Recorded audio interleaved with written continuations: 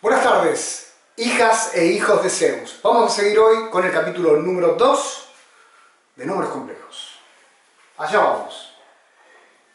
Y como toda buena serie que se precie, lo que hacemos primero es recordarnos lo que pasó en el capítulo anterior. Y recordemos qué fue lo que pasó en el capítulo anterior. En el capítulo anterior vimos de dónde salía la unidad imaginaria. La unidad imaginaria es I igual a la raíz cuadrada de menos 1. Esta creación, este número, ¿sí?, que es la unidad imaginaria, lo inventó, lo creó, lo pensó un matemático muy conocido llamado Leonhard Euler.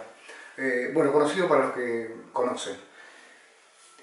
¿En qué año? Y aproximadamente en el 1777 aproximadamente, él lo planteó, ¿sí? Y hay algo sumamente interesante en esto. Sumamente interesante porque él además había trabajado con otros números bastante extraños, como son el número E, el número pi, el 1 y el 0.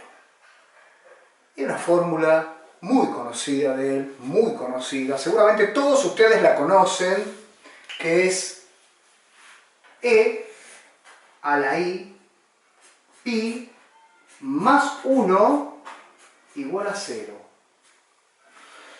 Esta es una de las fórmulas que se consideran más bellas de la matemática. Y fíjense que tenemos al número E, ¿sí?, un número irracional trascendente, el número I, la unidad imaginaria, el número pi, otro irracional trascendente, y dos numeritos que nos acompañan todos los días en las computadoras y en esos lugares, el 1 y el 0. Esta es la famosa fórmula de Euler que vincula a todos estos números. No importa si no la entienden, si no pueden saber de qué se trata, ya en algún momento lo sabrán, ¿sí? Pero quédense con esa imagen porque hay muchas remeras que uno puede hacer con esta imagen. Bien, vayamos ahora a algo sumamente importante, ¿sí?, que es lo siguiente. Durante el siglo XVIII, durante el siglo XVIII, los matemáticos fueron contratados por muchos estados para medir territorios. Así se hizo en Francia, se hizo también en otros estados como Dinamarca. En Dinamarca hubo un matemático, ¿sí?, Caspar Wessel, seguramente no lo conocen, un tipo bastante desconocido, pero que a finales del siglo XVIII, en más o menos 1797, él consiguió hacer un mapa de Dinamarca con mucha precisión, ¿Cómo lo hacía? Bueno, tenían que ir relevando el terreno, haciendo lo que se hace habitualmente, o lo hace un ingeniero agrónomo, que es medir el territorio triangulando, trazando triángulos. Bueno, él lo hizo a gran escala en Dinamarca y así pudieron hacer un mapa. ¿Y qué tiene que ver esto con los números complejos? Bueno, él tuvo la primera idea de interpretar geométricamente al conjunto de los números complejos. Unos años más tarde, otro matemático, ¿sí?, Jean-Robert Argand, y acuérdense de este nombre sumamente importante, espero que se vea en este color, Argand,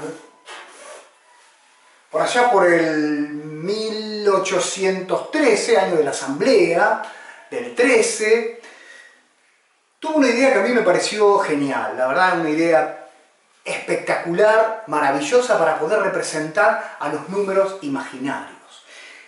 Y la idea de él fue una idea muy simple y por ser tan simple es tan interesante.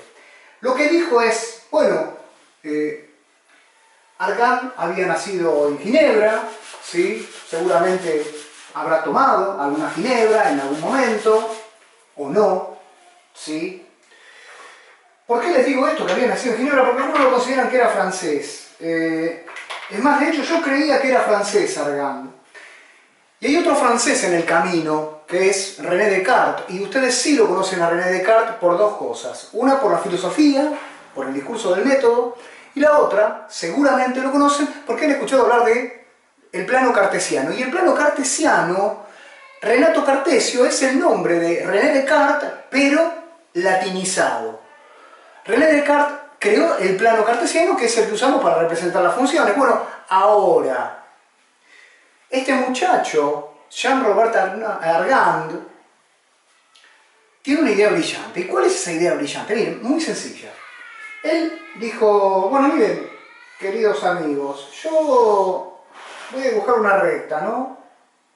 Y en esa recta voy a representar a los números. Bueno, no hizo nada maravilloso. Hasta acá cualquiera sabe que haya estado en los primeros cursos de matemática, sabe cómo representar a los números en la recta numérica. ¿Sí? Muy bien, entonces dijo, a ver, ¿qué significa multiplicar a un número por menos 1? ¿Cuál es el sentido que cobra esto de multiplicarlo por menos 1? Por ejemplo, si tomo el número 2 y lo multiplico por menos 1, el número 2, lo multiplico por menos 1, obtengo, ¿qué número? Muy sencillo, menos 2. Por lo tanto, si lo pienso en la recta, multiplicar con menos 1 es hacer que este número gire 180 grados. Es decir, multiplico por menos 1, giro 180 grados. Si vuelvo a multiplicar por menos 1, fíjense qué es lo que ocurre, ¿no? Multiplico por menos 1 y vuelvo para acá. Vuelvo a multiplicar por menos 1 y giro otra vez 180 grados. Por lo tanto, fíjense una cosa interesante. Él dijo, si yo multiplicando por menos 1 giro 180 grados y multiplicando dos veces por menos 1, es decir, que lo que hago es, si agarro un número y lo multiplico por menos 1, gira 180 grados, se convierte en su opuesto. Si lo vuelvo a multiplicar por menos 1, es decir, hago menos 1 por menos 1 nuevamente, termina girando 360 grados. Entonces él dice, a ver, menos 1 por menos 1 es como haberlo hecho dos veces. Por lo tanto, es equivalente a haberlo hecho de esta forma, como menos 1 al cuadrado. Acá el menos 1 está la primera. Entonces dice, si yo multiplico por la raíz de menos 1 y de vuelta por la raíz de menos 1, esto es como haberlo multiplicado por la raíz de menos 1 al cuadrado. Y permítanme esta digresión, ¿sí?, que no es del todo correcta, pero permítanmela un segundito. Y esto es menos 1. Entonces, ¿qué dijo Argand? Sí, lo mismo que están pensando muchos de ustedes. Si al multiplicar dos veces por la raíz de menos 1, obtengo un giro de 180 grados, si multiplico una sola vez por la raíz de menos 1, lo que voy a obtener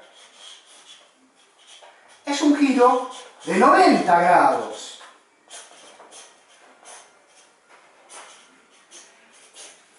Exactamente eso. Por lo tanto, sacó a los números del eje horizontal. Generó otro eje más. Un eje que es ahora vertical y justamente está a 90 grados respecto del eje X. Es decir, voy a tener esto. ¿Está bien? Voy a tener este nuevo eje, pero ahora, a diferencia diferencia. Uno dice, que no hizo nada, si Descartes ya lo había hecho y nosotros hacemos plano cartesiano, es lo mismo. No, no es lo mismo. En matemática decimos que dos cosas, si tienen la misma forma, el mismo aspecto, se llaman isomórficas. ¿Qué quiere decir eso? Iso viene de igual, morfo de forma, así que tienen la misma forma. Que tengan la misma forma no quiere decir que sean exactamente iguales, que se pueda reemplazar uno por el otro. Es un poco más complejo, pero son muy parecidos, eso es totalmente cierto. Miren una cosa, ahora, este eje, ¿a quién corresponde? Bueno, corresponde a los números que conocemos nosotros, a los números reales, a el 2, el 3, el 4, el menos 5, el menos 3,4, pi, todos números dentro del campo real. Entonces lo que va a decir Argand es lo siguiente, permítanme que borre. Lo que va a decir Argand es, bueno muchachos, lo que tenemos acá es lo siguiente, miren. Nuestro eje horizontal va a ser el eje de los números reales. Es decir, que los números reales, ¿dónde van a vivir? Bueno, van a vivir en el eje horizontal. En este eje van a vivir los números reales. Por lo tanto, no le vamos a poner X, sino que le vamos a poner eje real.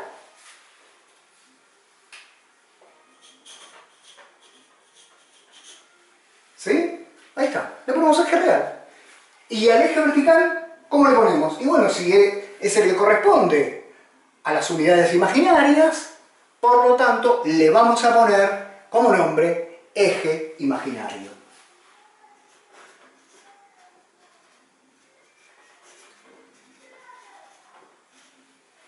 Y obviamente voy a tener una escala, como en todos los ejes, ¿sí?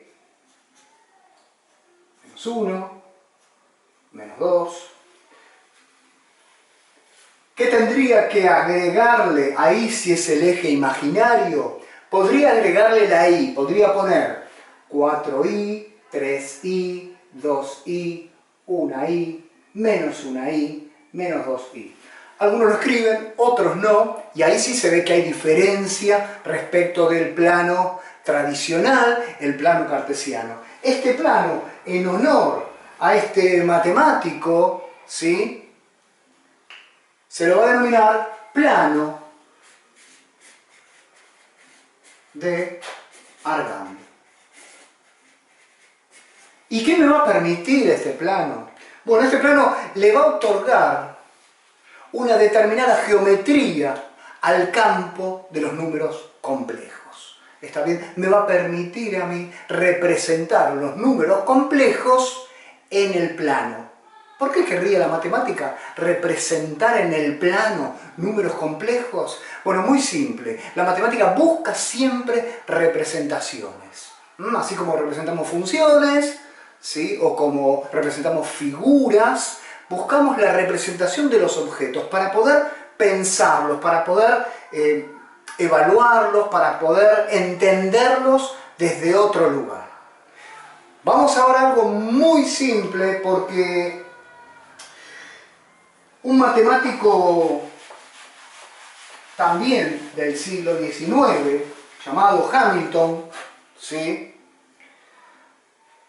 tuvo una idea sumamente importante. Hamilton hizo una gran contribución a las ecuaciones de la mecánica, tipo bastante muy formado en mecánica sobre todo, y no automotriz. Bien, a él se le ocurrió plantear que los números complejos podían representarse de una forma, y la forma en la que él lo pensó es como un par ordenado. Es decir, los números complejos, yo ahora tengo el plano, puedo representarlos, ¿sí?, puedo representarlos, estos números complejos, como un par ordenado, igual que los puntos en el plano cartesiano, de la misma manera. Entonces, si yo pienso un número complejo ahora, un número complejo va a estar formado, ¿sí?, por una parte como un par ordenado, por una parte que va a ser la parte real del número complejo, ¿sí?, vamos a llamarlo z al número complejo, y la parte imaginaria del número complejo que vamos a llamar z. No se asusten, ahora vamos a aclarar un poquito esto, es extremadamente sencillo. ¿Sí? Esta es la notación que usó este científico que se llamaba Hamilton.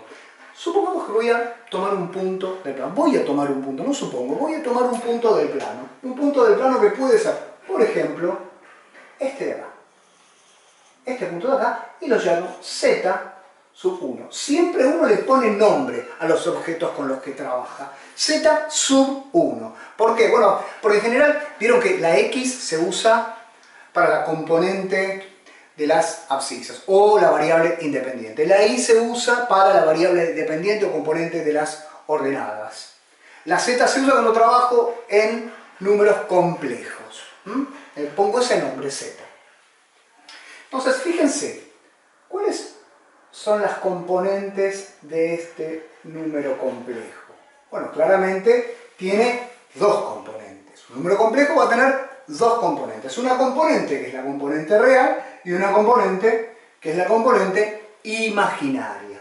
Por lo tanto, este número complejo, z sub 1, ¿quién es z sub 1? Y z sub 1 no es ni más ni menos que el par ordenado 2, punto y coma, 3. No hace falta que le ponga la i, ya se sobreentiende que la segunda componente es la componente imaginaria. ¿Estamos? Muy bien. Esta es la notación como par ordenado.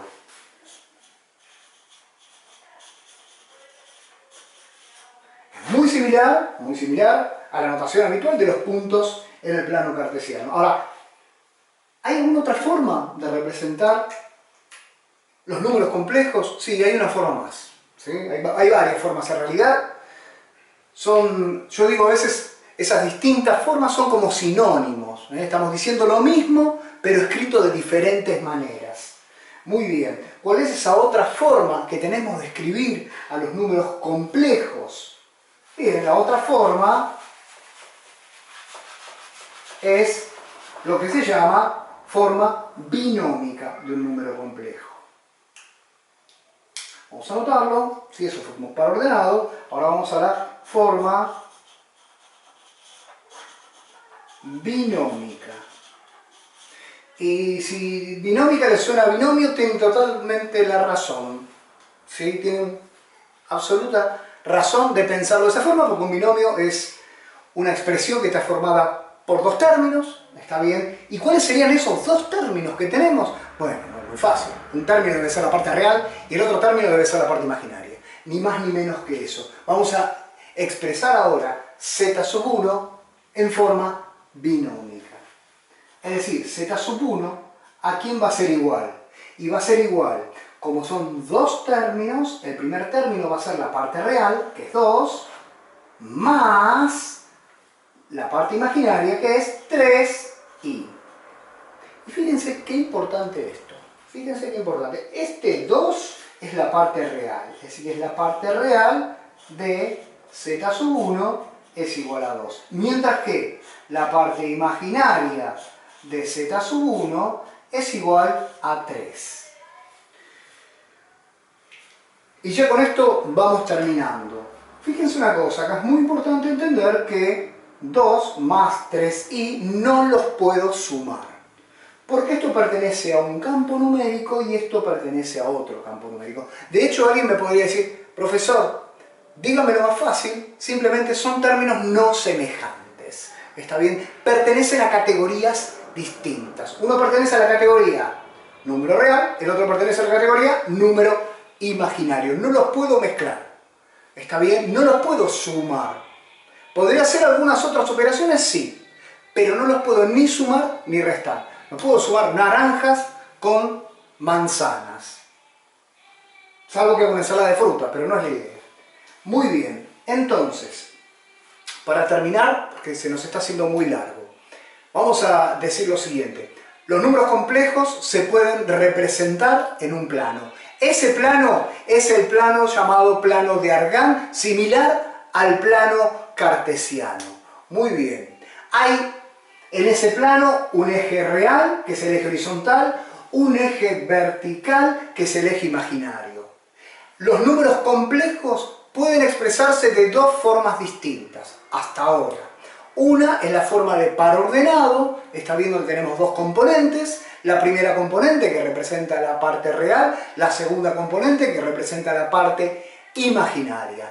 Y por otro lado, la forma binómica, en donde también tenemos una expresión que tiene dos componentes, pero en este caso lo expresamos como una suma de términos. Un término, el primer término, que representa a la parte real, y un segundo término que representa a la parte imaginaria. Bueno, vamos a dejar acá. Les agradezco muchísimo que me hayan escuchado, que hayan llegado hasta acá, y espero que hayan entendido. Si no entendieron algo, o les pareció confuso, o tienen alguna duda, no tengan ningún problema en mandar un mensaje o de alguna forma dejar escrito abajo en las notificaciones. Muchísimas gracias, hijas e hijos de Zeus. Quédense para el próximo capítulo.